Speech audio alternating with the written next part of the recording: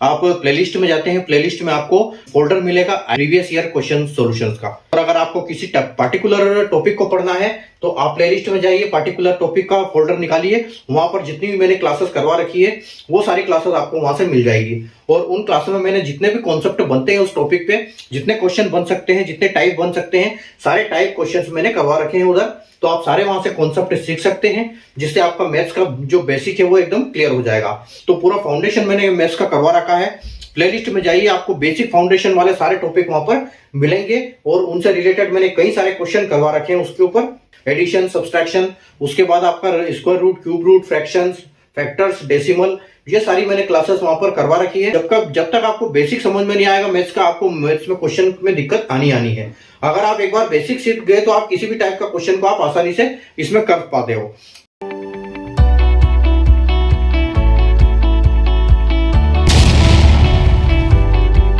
नमस्ते बच्चों, जय हिंद, वंदे मातरम। मैं धनपाल देथलिया और आपका एक बार फिर से स्वागत है मैजिक मैथ्स के इस अमेजिंग सेशन में। और जैसा कि आपने थंबनेल में देखा, आज हमारी जो IBPS RRB के प्रीवियस ईयर क्वेश्चन पेपर के सॉल्यूशन की 5th क्लास है। और इससे पहले हम 4 क्लास ऑलरेडी कर चुके हैं। अगर वो क्लास आपने नहीं देखी है तो डिस्क्रिप्शन में चारों क्लास का लिंक दिया हुआ है, एक सीक्वेंस में आपको मिल जाएगा, वहां से आप देख सकते हैं। या फिर आप जैसे चैनल को सब्सक्राइब करते हैं तो आप प्लेलिस्ट में जाते हैं, प्लेलिस्ट में आपको फोल्डर मिलेगा IBPS previous year question solutions का। तो वहां से आप सारे क्लासेस भी देख सकते हैं। और अगर आपको किसी पार्टिकुलर टॉपिक को पढ़ना है तो आप प्लेलिस्ट में जाइए, पार्टिकुलर टॉपिक का फोल्डर निकालिए, वहां पर जितनी भी मैंने क्लासेस करवा रखी है वो सारी क्लासेस आपको वहां से मिल जाएगी। और उन क्लासेस में मैंने जितने भी कॉन्सेप्ट बनते हैं उस टॉपिक पे, जितने क्वेश्चन बन सकते हैं, जितने टाइप बन सकते हैं, सारे टाइप क्वेश्चन मैंने करवा रखे हैं उधर। तो आप सारे वहां से कॉन्सेप्ट सीख सकते हैं, जिससे आपका मैथ्स का जो बेसिक है वो एकदम क्लियर हो जाएगा। और जो मैथ्स की अगर फाउंडेशन की बात करें तो पूरा फाउंडेशन मैंने मैथ्स का करवा रखा है। प्लेलिस्ट में जाइए, आपको बेसिक फाउंडेशन वाले सारे टॉपिक वहां पर मिलेंगे और उनसे रिलेटेड मैंने कई सारे क्वेश्चन करवा रखे हैं उसके ऊपर। और सबसे बड़ी बात है कि जो मैथ्स का मेन, जो मैथ्स का आप समझ लो कि जो मैथ्स की जान है, रेशियो एंड प्रोपोर्शन और परसेंटेज, ये दोनों चैप्टर की मैंने 29 और 30 क्लास करवा रखी है। वहां पर आप देख सकते हो रेशियो एंड प्रोपोर्शन की 29 क्लास है और परसेंटेज की 30 क्लास है। तो टोटल 30 क्लास, इसमें इतने सारे क्वेश्चन, इतने सारे टाइप्स, लेवल्स मैंने करवा रखे हैं कि आपको परसेंटेज और रेशियो में कोई दिक्कत नहीं आएगी। और एक बार परसेंटेज रेशियो आप समझ गए तो आपसे पूरा मैथ्स बनने लगेगा। तो आप वहां से सीखिए क्वेश्चन और समझिए और कैसे कैसे करते हो। और बेसिक के जितने क्वेश्चन, जैसे आप देखते हो arithmetic progression, plus minus into divide वाली सारी क्लासेस मैंने करवा रखी है। एडिशन, सब्सट्रैक्शन, उसके बाद आपका square root, cube root, fractions, factors, decimal, ये सारी मैंने क्लासेस वहां पर करवा रखी है। सारे क्लासेस देखिए आप और पूरे बेसिक समझिए मैथ्स का, क्योंकि जब तक आपको बेसिक समझ में नहीं आएगा मैथ्स का, आपको मैथ्स में क्वेश्चन में दिक्कत आनी है। अगर आप एक बार बेसिक सीख गए तो आप किसी भी टाइप का क्वेश्चन को आप आसानी से इसमें कर पाते हो। तो मेन बेसिक क्या होता है, लॉजिक, कॉन्सेप्ट और ट्रिक अगर आपको पता है तो आप जल्दी से जल्दी अपना टाइम बचा सकते हैं। बेसिक अगर याद है तो आप सारे क्वेश्चन कर सकते हैं, लेकिन टाइम लगेगा। ट्रिक सीख लेते हो आपको टाइम नहीं लगेगा, टाइम से जल्दी से आप हर क्वेश्चन कर पाओगे। और कॉम्पिटिटिव एग्जाम की अगर आप तैयारी कर रहे हो तो कॉम्पिटिटिव एग्जाम का मतलब यह है कि जल्दी से जल्दी करना, टाइम बचा के, क्योंकि यहाँ पर क्वेश्चन हमको लिमिटेड क्वेश्चन बहुत ज्यादा होते हैं, टाइम लिमिटेड होता है, स्पीड से करना होता है और ऑब्जेक्टिव टाइप होता है। हमको उससे मेथड स्टेप से कोई मतलब नहीं होता है, हमको सिर्फ आंसर टिक करना होता है। तो आप वहां पर जाके जो क्वेश्चन आप कर सकते हो, देख सकते हो सारे क्वेश्चन, ठीक है। तो अगर आपने चैनल को सब्सक्राइब अभी तक नहीं किया तो चैनल को सब्सक्राइब कर लीजिए, बेल आइकन को ऑल पर प्रेस कर लीजिए, ताकि हर इंपॉर्टेंट वीडियो की नोटिफिकेशन आपको सबसे पहले मिले। जैसे आप चैनल को सब्सक्राइब कर लोगे, सबसे पहली बात, सुबह 9 बजे आपको एक कंटेंट मिलेगा कम्युनिटी पोस्ट में, एक सिंप्लीफिकेशन क्वेश्चन डेली, जो कि आपको आपकी कैलकुलेशन को बूस्ट अप करता है। आपको जो बोर्ड मास के नियम है वो सीखते हैं आप उसमें, क्योंकि आप वहां एक क्वेश्चन मिलता है 4 ऑप्शन के साथ। जैसे आप अपना सोल्व करके ऑप्शन का टिक करोगे, वो आपको ये भी बताएगा कि ऑप्शन आपका जो आपसे आंसर है वो सही है या गलत। साथ में उसका सॉल्यूशन भी बताएगा आपको कि इसका सही सॉल्यूशन क्या है और इसका जो स्टेप बोर्ड मास के सीक्वेंस के हिसाब से जो होगा वो क्या होगा, तो वो आपको बताएगा। तो वो आप चैनल सब्सक्राइब कर लोगे तो आपको दिखेगा डेली क्वेश्चन, आप वो वहां से हल कर सकते हो। दोपहर को 12 बजे 4D सीरीज आती है, उसमें प्रीवियस ईयर के क्वेश्चन हम डेली करते हैं और जो कि क्वेश्चन आए हुए हैं बार बार उनके कॉन्सेप्ट पे क्वेश्चन बनते हैं। उन क्वेश्चनों को एक 5 से 6 मिनट के सेशन में हम लॉजिक, ट्रिक और कॉन्सेप्ट के साथ क्लियर करते हैं, सीखते हैं और समझते हैं कि कैसे कैसे हम उनको सोल्व करते हैं। ठीक है। और ये जो हमारी क्लास आज की आप भी देख रहे हो आप, ये शाम को 7 बजे क्लास आती है हर संडे को। और इसमें हम क्या करते हैं, प्रीवियस ईयर क्वेश्चन के हर प्रीवियस ईयर क्वेश्चन से लगातार 5 क्वेश्चन लेते हैं और उन 5 क्वेश्चन को हम लॉजिक, ट्रिक और कॉन्सेप्ट कैसे इनको हम हल कर सकते हैं जल्दी से जल्दी और हम पूरा समझते हैं। तो ये ज्यादा से ज्यादा हमारी आधा घंटा 35 मिनट 40 मिनट के आसपास की क्लास होती है, जिसमें हम ये एक डेली 5 क्वेश्चन सीखते हैं।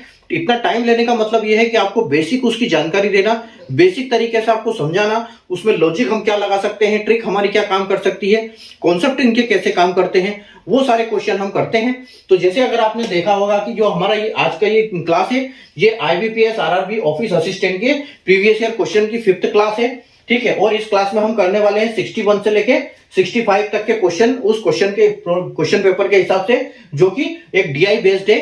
तो वो सारे क्वेश्चन आज के हमारे DI बेस्ड है। एक DI है हमारे पास जो आप डाटा देख सकते हो यहाँ पर। अगर हम इसकी पहले की क्लास की बात करें तो इस क्वेश्चन पेपर में 1 से लेकर 40 तक की रीजनिंग की क्लास थी। तो रीजनिंग के क्वेश्चन थे, उसको हमको कोई मतलब नहीं है, हमको मैथ से मतलब है।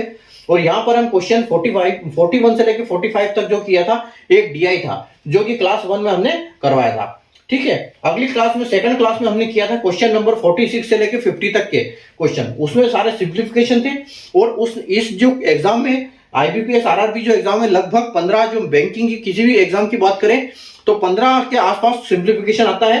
तो सिंप्लीफिकेशन का बहुत बड़ा रोल होता है इस क्वेश्चन को अचीव करने में, क्योंकि ये क्वेश्चन जल्दी बनते हैं और 15 क्वेश्चन होते हैं। तो 15 मार्क लाना बहुत आसान बात है। इसमें 10 मिनट में आप पूरे 15 क्वेश्चन कर सकते हो, ठीक है, अगर आपकी स्पीड अच्छी है तो स्पीड के लिए आपको यही करना पड़ेगा कि जो सुबह 9 बजे कम्युनिटी पोस्ट में क्वेश्चन आता है उसको आप डेली हल करें और प्रैक्टिस करें।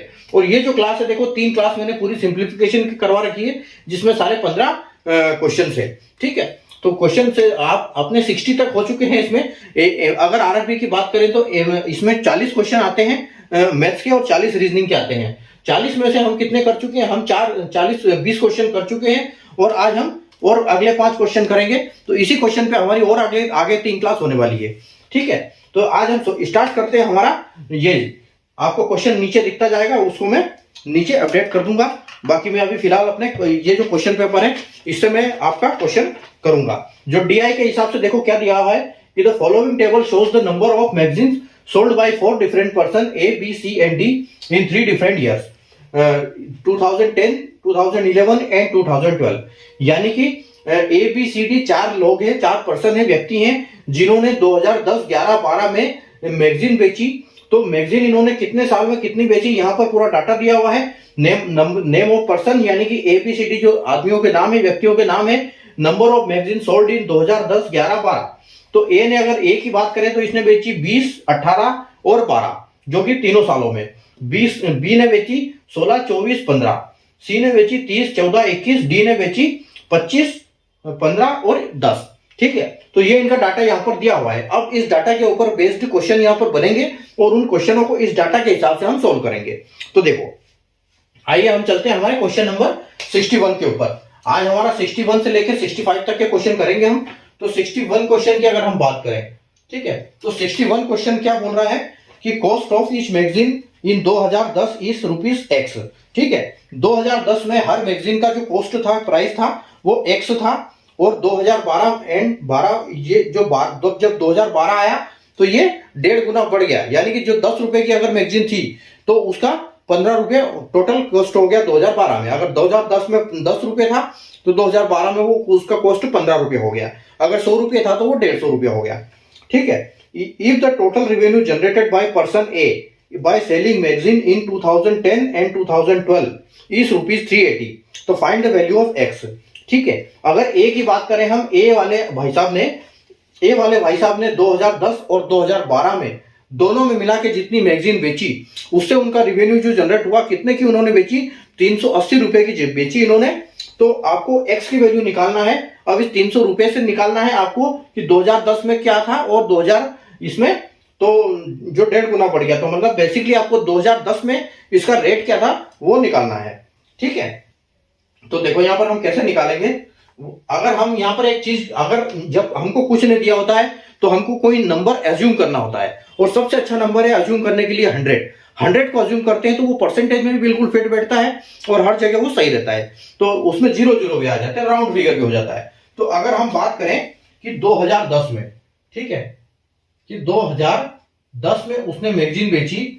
अगर 2010 में उसका क्या रेट था, ये हम मान लेते हैं कि 2010 में उसका जो रेट था वो 100 रुपए था, ठीक है, 100 रुपए रेट था। और उसने मैगजीन कितनी बेची थी 2010 में? 2010 में उसने ये 20 मैगजीन बेची थी, ठीक है। तो 2010 100 रुपए का हम 20 में मल्टीप्लाई करेंगे तो हमको कितना मिलेगा?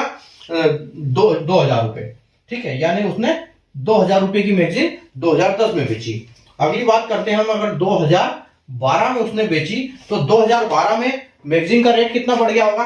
क्योंकि यहां बात कही गई है कि 150% 150% इंक्रीज हुआ है भाव। तो 150% का मतलब है कि वो पहले 100 रुपए था, बाद में वो 150 रुपए हो गया। तो अगर मैगजीन 150 रुपए की हो जाती है,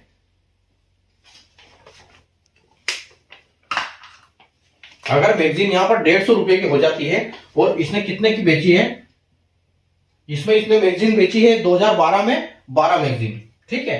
तो आपको यहां पर देखो कितना आएगा, अगर 150 का मल्टीप्लाई करोगे तो 12 में, तो 15 इंटू 12, तो 15 इंटू 12 कितना होगा? 15 धान 150 और 15 दूना 30, यानी 150 और 30 यानी कि 180, ठीक है। तो 180 और एक जीरो, यानी इसने 1800 रुपए का रेवेन्यू जनरेट किया 2012 में और इसमें किया।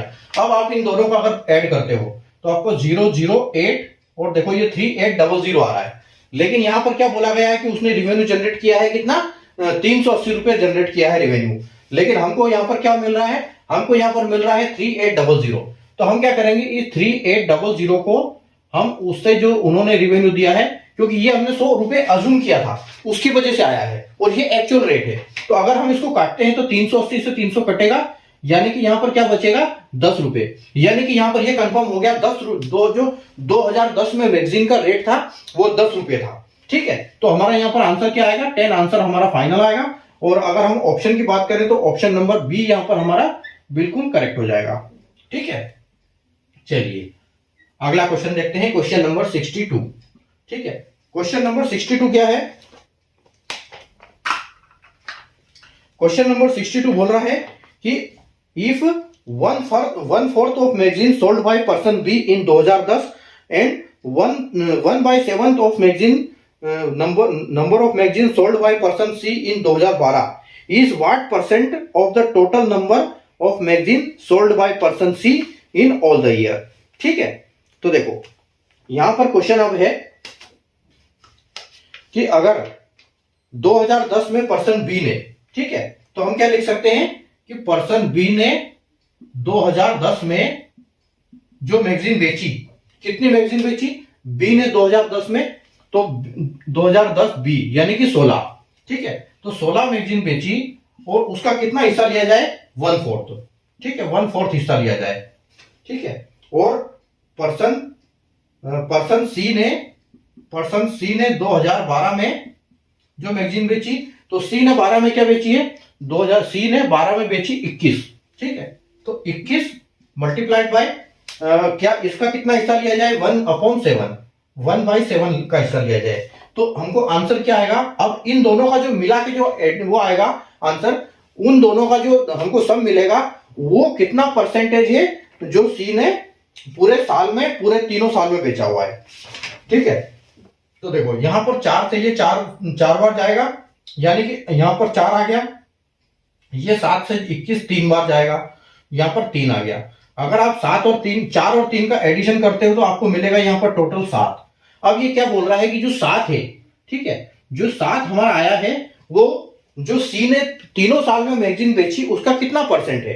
तो हम क्या करेंगे, 7 यहां पर हमको आ गया है। अब सी ने बेची है, सी ने 2010 में प्लस 2011 में बेची प्लस 2012 में बेची, हमको इन तीनों का सम निकालना है। तो देखो 2010 में सी ने कितनी बेची है? तो 30, यहां पर बात कर रहे हैं 30 की, 14 की और 21 की। तो हम इनको क्या करेंगे, 30 प्लस 14 प्लस 21 हम इनको ऐड कर देंगे, ठीक है। तो देखो यहां पर कितना हो जाएगा, ये 21 और 14 यानी कि 25 और 35, 35 और 30 यानी कि 65, ये आपका आ जाएगा 65। यानी कि टोटल मैगजीन इन्होंने कितनी बेची है? ठीक है, टोटल मैगजीन तीनों साल में बेची इन्हें 65। तो 65 को अगर 100 मान लिया जाए तो 7 इसका कितना परसेंट है?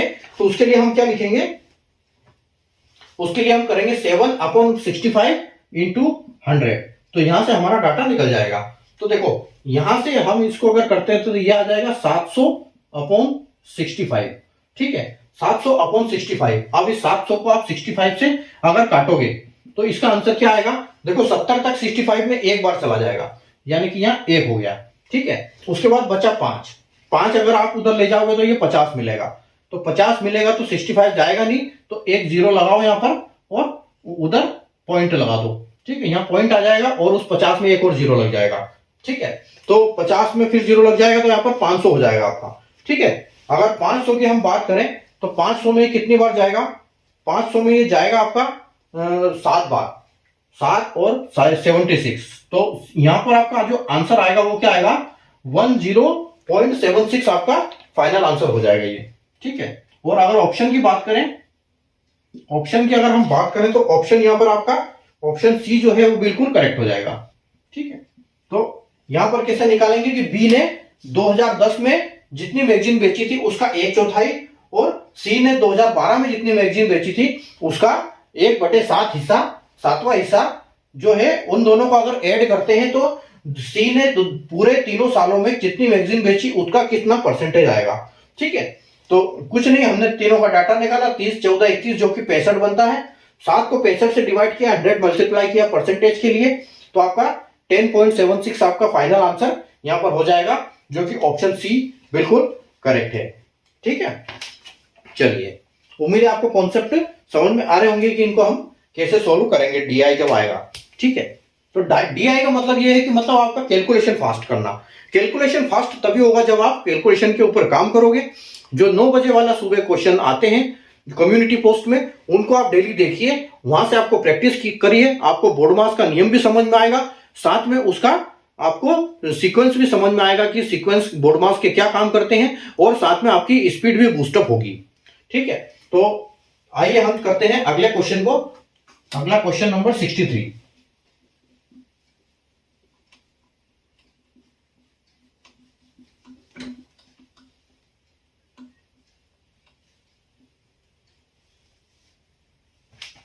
चलिए, क्वेश्चन नंबर 3 क्या बोल रहा है कि find the sum of 1/7 of number of magazine sold by person C in 2011 and 1/5 of number of magazine sold by person D in 2010।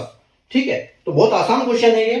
ठीक है, यहां पर डीआई में ऐसा ही होगा, एक क्वेश्चन इतना खतरनाक देंगे जिससे आपको पूरा कैलकुलेशन टाइम ले जाएगा। तो आपको समझना है कौन से क्वेश्चन, अगर आपको टाइम में दिक्कत हो रही है या कैलकुलेशन में दिक्कत हो रही है तो कौन सा क्वेश्चन छोड़ना है। इसमें एक क्वेश्चन कोई भी ऐसा होगा जिसमें आपका कैलकुलेशन में टाइम ले जाएगा, बाकी 4 आसान होंगे।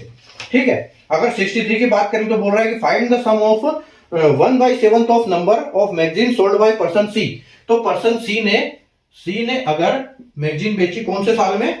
सी ने बेची है 2011 में। ठीक है, और तो सी ने 2011 में पहले तो कितनी बेची वो निकाल लो। तो सी ने बेची 2011 में यानी कि 14 मैगजीन। ठीक है, 14 मैगजीन बेची, और इसका क्या बोल रहा है? 1/7, यानी 1/7 इसका कितना आ जाएगा? 2। तो आपके आ जाएगा इसका जो ये हिस्सा आएगा वो क्या आएगा? 2 मैगजीन। ठीक है, 2। और दूसरा क्या बोल रहा है? दूसरा बोल रहा है कि पर्सन डी ने 2010 में जितनी मैगजीन बेची। ठीक है, तो डी ने 10 में कितनी बेची? डी ने जो है 10 में बेची है 25 मैगजीन। ठीक है, तो 25 मैगजीन का कितना हिस्सा? 1/5, यानी कि आपका 5 आ जाएगा। तो ये आपका आंसर 5 आ जाएगा यहाँ पर। तो बस इन दोनों को आपको एडिशन करना है, आपका आंसर यहाँ पर 7 जो है वो फाइनल हो जाएगा। ठीक है, 7 आंसर आपका फाइनल हो जाएगा। ऑप्शन सी यहाँ पर आपका बिल्कुल करेक्ट हो जाएगा। ठीक है, कुछ नहीं है, बहुत आसान सा सवाल है। सी ने 2011 में जितनी बेची उसका 1/7 और डी ने जितनी बेची उसका 1/5, दोनों का एडिशन करना है, प्लस करना है, दैट्स इट। ठीक है, देखो अगला क्वेश्चन है क्वेश्चन नंबर 64। क्वेश्चन नंबर 64 की अगर हम बात करें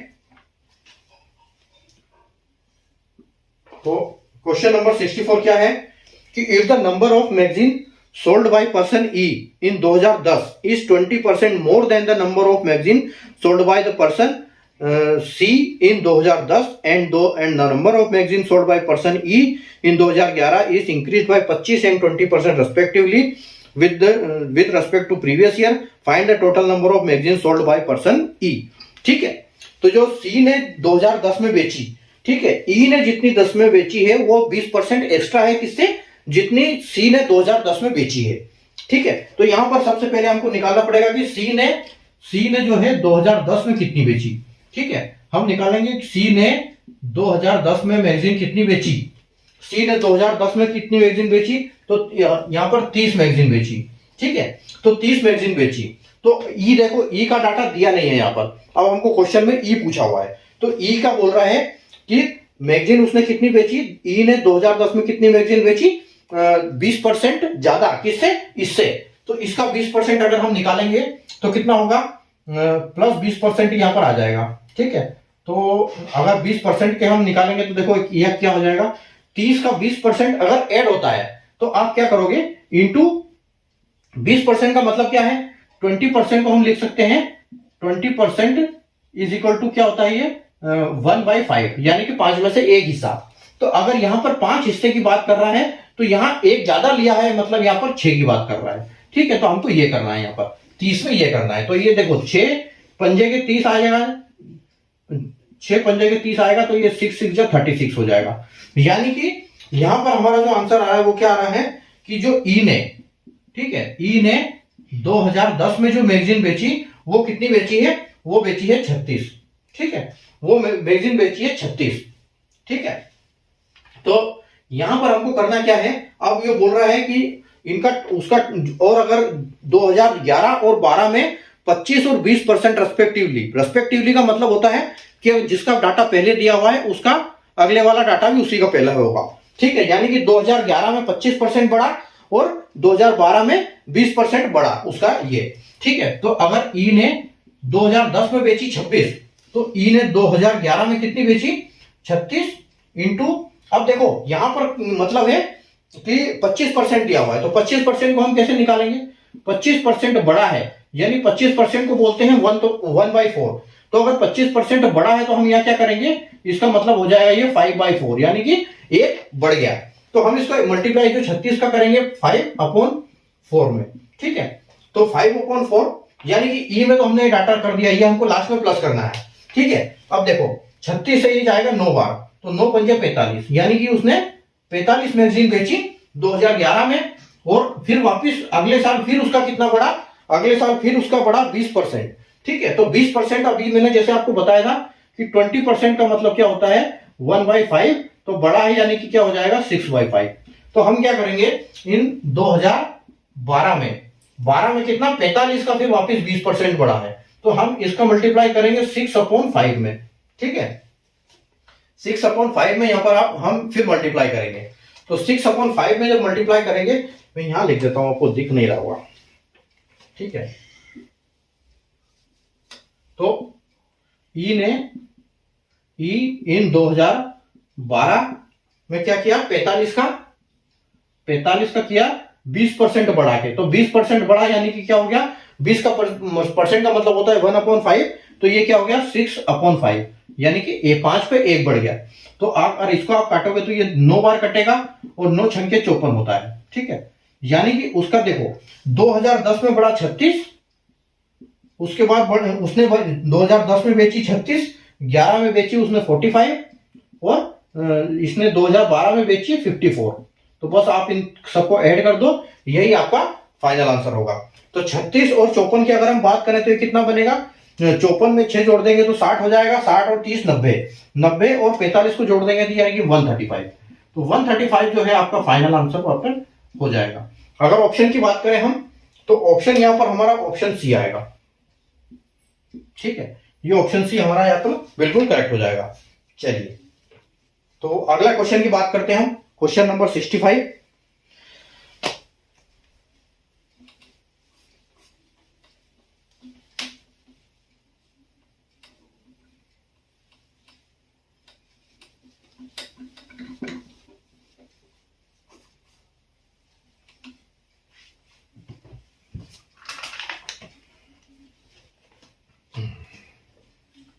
क्वेश्चन नंबर 65, क्वेश्चन 65 यानी कि हमारा लास्ट क्वेश्चन आज का। देखो, if the number of magazine sold by person A in 2010 is increased by x%, अगर ए व्यक्ति ने 2010 में जितनी मैगजीन बड़ी बेची उसको x% बढ़ा दिया जाए तो total number of magazine sold by person A in 55 हो जाती है। ठीक है, तो अगर x% बढ़ा दिया जाए तो टोटल उसकी सेल कितनी हो जाती है? 55 हो जाती है। तो find the value of x की वैल्यू आपको फाइंड करना है। तो देखो, उसने एक्चुअल में जो बेची है हमसे सबसे पहले तो वो पता करना पड़ेगा कि एक्चुअल में उसने मैगजीन कितनी बेची है ए ने 2010 में। ठीक है, 2010 में यानी कि टोटल उसकी 3 साल में 55 हो जाती है। तो अगर उसने ए ने जो बेची है 2010 में और 2011 में और 2012 में, ठीक है, तो ए ने यहां पर कितनी बेची है? ए ने मैगजीन बेची 2010 में 20, ठीक है, 20 प्लस 2011 में बेची उसने 18 मैगजीन प्लस 2012 में उसने बेची 12 मैगजीन। ठीक है, तो आप इसका टोटल करो सबसे पहले, तो कितना हो जाएगा? 8 और 2 10, 10 का एक 0 और रिमाइंडर 1 और आपका 1 2 और एक 3 4 5, यानी कि उसने एक्चुअल में जो बेची है वो 50% बेची है, 50 मैगजीन बेची है इसके टेबल के हिसाब से। लेकिन ये बोल रहा है कि अगर x% 2010 में x% बढ़ा दिया जाए तो उसकी मैगजीन 55 हो जाएगी। तो अगर इसकी टोटल मैगजीन यहां पर 55 होगी और बढ़ रहा है सिर्फ 2010 में, तो यानी कि यहां पर भी 12 रहेगी, यहां पर भी 18 है। ठीक है, यहां पर भी 18 रहेगी। 18 और 12 कितना होता है? 30। ठीक है, 18 और 12 30 होता है। अगर हम इस 30 को यहां पर माइनस कर देते हैं तो यहां पर हमारा मिलता है हमको 25, यानी कि उसने एक्चुअल में 25 बेची, लेकिन अगर 20 बेची, लेकिन अगर यहां पर 25 आ जाता है तो टोटल उसकी मैगजीन कितनी हो जाएगी? 55 हो जाएगी। तो हमको निकालना क्या पड़ेगा? इसने टोटल मैगजीन बढ़ी कितनी? 5। तो 5 मैगजीन बढ़ी, किसके ऊपर बढ़ी? 20 के ऊपर। ठीक है, तो x की वैल्यू तब निकलेगी जब हम इस 20 के ऊपर जितनी बढ़त हुई है यहां पर, यानी कि डिफरेंस जो आ रहा है वो 5 का आ रहा है, तो 5 मैगजीन बढ़ी टोटल 20 के ऊपर, तो हम यहां पर 100 से मल्टीप्लाई करेंगे तो हमको आ जाएगा, यानी कि 20 से ये कटेगा 20 5 बार और 5 इंटू 5 यानी कि 25 आपका फाइनल आंसर हो जाएगा। तो यहां पर 25% जो है ये आपका फाइनल आंसर होगा। ठीक है, और यहां पर अगर हम ऑप्शन की बात करें तो ऑप्शन नंबर सी जो है हमारा यहां पर बिल्कुल करेक्ट आंसर हो जाता है। ठीक है, तो ये थे आज के क्वेश्चन हमारे। उम्मीद है आपको आज के क्वेश्चन सारे समझ में आए होंगे। बहुत बढ़िया DI थी, डाटा इंटरप्रिटेशन, ठीक है, या इसको डाटा हैंडलिंग भी बोलते हैं। तो बहुत अच्छा क्वेश्चन था, बहुत बढ़िया क्वेश्चन है DI का, जो कि बिल्कुल IBPS का क्वेश्चन है, इंपॉर्टेंट क्वेश्चन है। देखना बिल्कुल ना भूलिए। अगर आपने इससे पहले वाली क्लासेस नहीं देखी है तो डिस्क्रिप्शन में जाइए, वो सारी क्लासेस देखिए, आपको वहां से समझ में आ जाएगा। और कैलकुलेशन की बात करें तो कैलकुलेशन की स्पीड के लिए तो कैलकुलेशन पे काम करना पड़ेगा। आधा घंटा डेली निकालो, जिससे आपकी स्पीड बूस्टअप होगी कैलकुलेशन के ऊपर। तो आधा घंटे ऐसे निकालो कि प्लस माइनस इंटू डिवाइड आपके हिसाब से फटाफट करना है। ठीक है, तो इसके लिए आप मेरी वो रील्स देखा करो, जिस रील्स में मैं आपको डेली ट्रिक बताता हूं कि हम मल्टीप्लिकेशन को कैसे कर सकते हैं, एडिशन को क्या कर सकते हैं, आपको सब्ट्रैक्शन को क्या कर सकते हैं। हर टाइप की मैं रील आपके लिए लेके आता हूं शाम को 8 बजे। शाम को 8 बजे वाली रील जरूर देखो, क्योंकि उसमें एक ट्रिक रहती है, वो ट्रिकी रील है। ठीक है, उसमें जरूर एक मैं ट्रिक लेके आता हूं आपके लिए। तो कैलकुलेशन पे काम करो, चैनल को सब्सक्राइब करके सारे क्वेश्चन देखो, कॉन्सेप्ट सीखो, लॉजिक सीखो, इनके ट्रिक सीखो कि क्या ट्रिक लगा सकते हैं हम। ठीक है, तो वो आपको सारे वीडियो देखो और वीडियो स्किप बिल्कुल मत करना, वीडियो को पूरा देखना है, सारे वीडियो को पूरा देखना है। और बेसिक में जाओ, सबसे पहले बेसिक देखो। बेसिक फाउंडेशन की क्लास मैंने पूरी करवा रखी है। आप जैसे चैनल प्लेलिस्ट में जाते हैं वहां पर आपको पूरे फाउंडेशन की क्लास, बेसिक्स की क्लास मिलेगी, वहां से आप सारी क्लासेस देख सकते हो। वहां पर मैंने हर कॉन्सेप्ट, हर क्वेश्चन करवा रखे हैं, हर बेसिक फाउंडेशन के हिसाब से। ठीक है, तो आप वहां से सीख सकते हैं पूरा मैथ्स का फाउंडेशन। तो मैथ्स का फाउंडेशन बहुत जरूरी है आपको मैथ्स में स्पीड बढ़ाने के लिए और सारे लॉजिक और कॉन्सेप्ट को समझने के लिए। ठीक है, तो वो आपके लिए बहुत जरूरी है। आप बिल्कुल उसको देखिए, सीखिए क्लासेस को और डेली क्लासेस अटेंड करिए, स्किप बिल्कुल मत करिए। अगर आपको सिलेक्शन चाहिए तो काम करना पड़ेगा सिलेक्शन के लिए, पढ़ाई करनी पड़ेगी। बिना पढ़ाई सिलेक्शन होगा नहीं, कंपटीशन का जमाना है, बहुत भारी कंपटीशन है। ठीक है, तो चैनल को सब्सक्राइब करके रखें, डेली क्वेश्चन आंसर देखें और आज के सेशन को लाइक और शेयर करना बिल्कुल ना भूलें अपने तमाम सोशल मीडिया हैंडल्स पर। हम वापस मिलेंगे अगली क्लास में। आज हमारे क्वेश्चन की बात करें तो 65 तक कर चुके हैं। अगले संडे को हम 65 से लेके 66 से लेके 70 तक क्वेश्चन करेंगे। ठीक है, जो कि अब हमारा एरिथमेटिक पार्ट आ जाएगा, क्योंकि इसमें हम 2 DI कर चुके हैं और 15 सिंप्लीफिकेशन कर चुके हैं, यानी कि 25 हमारे क्वेश्चन खत्म हो चुके हैं। अब जो क्वेश्चन आएंगे वो क्या आएंगे, वो क्वेश्चन आएंगे आपके, अभी नंबर सीरीज आएगा, अगला हमारा नंबर सीरीज होगा। अगली क्लास में हम 5 नंबर सीरीज करेंगे, जिसमें रॉन्ग नंबर सीरीज और बेसिक नंबर सीरीज होते हैं, और उसके बाद जो 10 क्वेश्चन बचेंगे हमारे, वो हमारे अरिथमेटिक के होंगे। तो चैनल को सब्सक्राइब करके बेल आइकन को ऑल पे प्रेस करना बिल्कुल ना भूलिएगा। मिलते हैं वापस अगली क्लास में, तब तक के लिए good night, take care, bye.